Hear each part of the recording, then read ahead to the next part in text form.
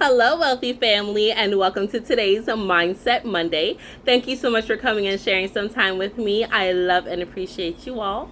So, today's Mindset Monday, we are going to talk about problem solutions. Okay?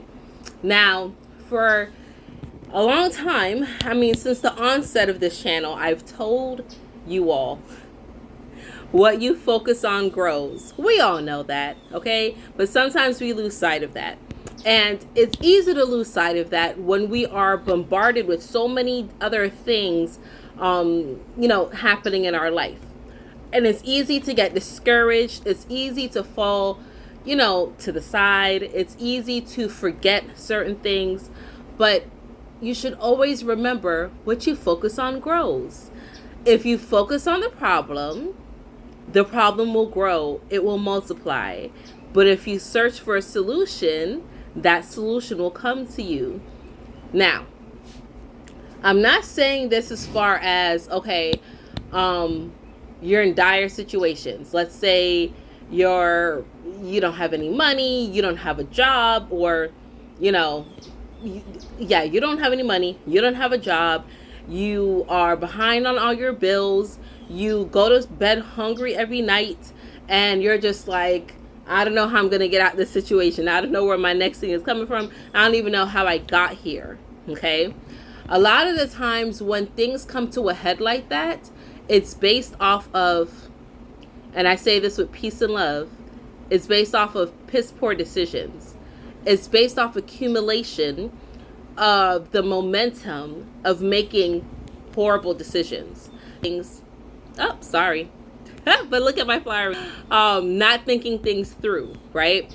Not having the patience to plan ahead, right?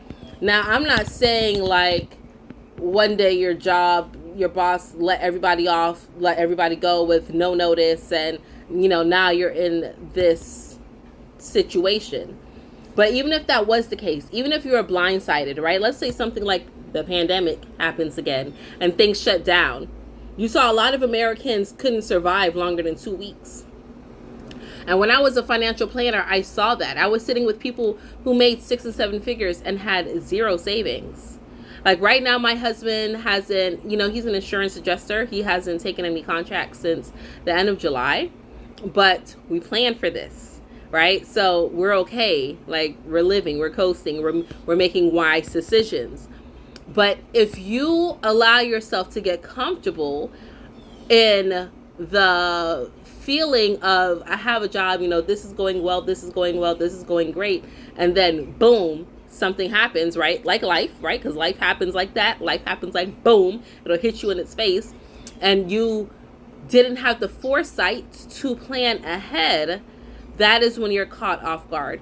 That is when you look like the thousands, okay, maybe even hundreds of thousands of Americans who were desolate, who needed assistance, even those that are coming around now, right? Because you see that a lot of the grants for childcare is easing up. So now a lot of childcare daycares are having to close or jack up the prices on parents because the government subsidy is going down, or student loan repayment is coming back, right?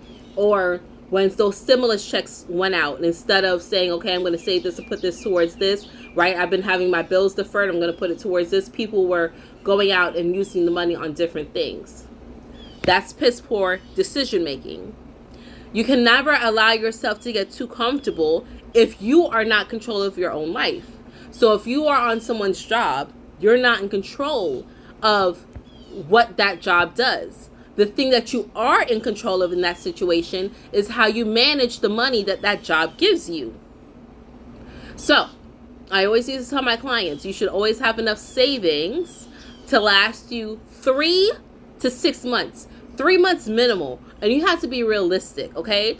You can't just say, my rent is $1,000 and my lights are 200 and my car note is 400 and I spend like $100 on food, so that's 1,600 a month. I'm only going to save 4,800, 5,000. I'll be good. No, because you're not factoring in insurances and gas and your Amazon habit and your phone and your internet and things of that nature, right? So you have to sit down and have a realistic budget. And I'm just doing financial because everyone can relate to finances. But this can be applied in anything, in your relationship too. If you wake up and you're like, I hate my relationship, I hate my life, I hate who I am when I am with this person, if you look back, you'll see that it's a series of, warnings, of signals that you decided to overlook, and you made the piss poor decision to keep overlooking it, to keep going along with it. Or you kept telling yourself, if I leave, where am I going to go? Who's going to love me? Am I going to make enough? Am I going to be able to? Yes, you will be. You are not a tree. Once again, you are not stuck. So don't allow the problem to grow monumental or like a mountain in your threshold, in your mind. Instead, say, you know what? My back's against the wall. I can't afford my bills. I'm about to be evicted or foreclosed on, whatever. I don't have a job. Let me see what resources I have. Let me gather. Let me think. What resources do I have? What is the solution? I can go to a charitable place. I can go to a church and ask them to help me. I can call family members and ask them to help me. I can put a fish fry on and earn some money. I can, sell my house or pack up all my belongings or have a garage sale and move to another state. Right? That may sound scary, but sometimes people are struggling. Like, I live in Florida. It can be a struggle. I'm not struggling, but it can be a struggle to live here. When I was in Miami, when I was in South Florida, it was a struggle, okay? So people will struggle because all they've known is Florida. All they have is the experience here, and they may be scared to pick up and go live in another state where they don't know anyone. But you know what? I did that, and that was the best thing for me. Like, I went somewhere where no one knew my name, okay? And I started over and got my bearings all in order, and I flourished. Do you understand? Sometimes the solution is there. It may not be what you want, right? You may not want to sell your sneaker collection or sell your collectibles or pawn your laptop or, ask your family for money or go and work at McDonald's, right? A lot of these states have raised the minimum wage. You can go work a job $12 an hour, okay, in the state of Florida. Depending on where you live, that's actually, livable wages.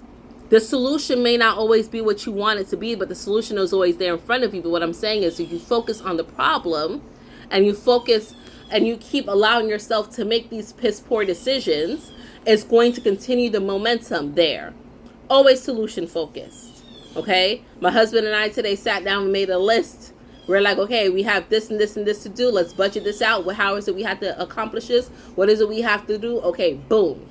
We're going to cut back on this and that. We're going to call and cancel this. We're going to go and do this. And this is how we're going to move from here on out, right? We decided to take back control and to deal in solutions. I was just telling someone the story about when I first moved to the Tampa Bay area. And we were all together with my husband and our 5 children with our one car. And the car broke down. And we were about 3 miles from home, but it was a windy 3 miles. Oh my God. And we had to walk it. And I was just like, damn, it was so hot. The gnats were out, and the drive isn't far, but the walk was huge, right? But we're like, no, we have to figure out what it is that we're doing or where it is that we're going. And by us able to view on the future, view on the destination, it wasn't that hard. And now we can turn around and laugh at it. Like, we'll never be in that situation again, but it was so funny when we were, right? Because we dealt in the solution. We allowed ourselves to progress. We didn't stay in that same loop, that same conundrum, okay? Stay focused on the solution and the answers will come to you, even if it's not the answers you want, okay? We walked those 3.5 miles to get to the house, to do what we had to do. We figured out how to get our car towed back to our house. We figured out how to get to the junkyard to get the parts to fix the car. Thankfully, my husband knew what the hell he was doing. And then from there, we were just up. We were just up. We just kept going. We just kept progressing. That's how you move. But if you focus on the solution, especially if you focus on the problems, especially the problems that are outside of you, right? The economy sucks. The world is being torn apart in war. No one cares about you. No one loves you. Yada yada, whatever. That's what you're gonna keep seeing, because what you focus on grows. Okay. Remember those affirmations. Ask yourself, what is the solution to the problem I'm facing? And then just listen and see what comes up. And sooner or later, you'll find yourself digging yourself out of shallower and shallower holes. You'll still fall in some holes, but they'll get shallower and shallower. Okay? So that is that. All right? Keep your mind fortitude against any weapons that may try to form against you. Okay? Live long and prosper, wealthy family. And until we connect again, stay alert, stay aware, and live in love.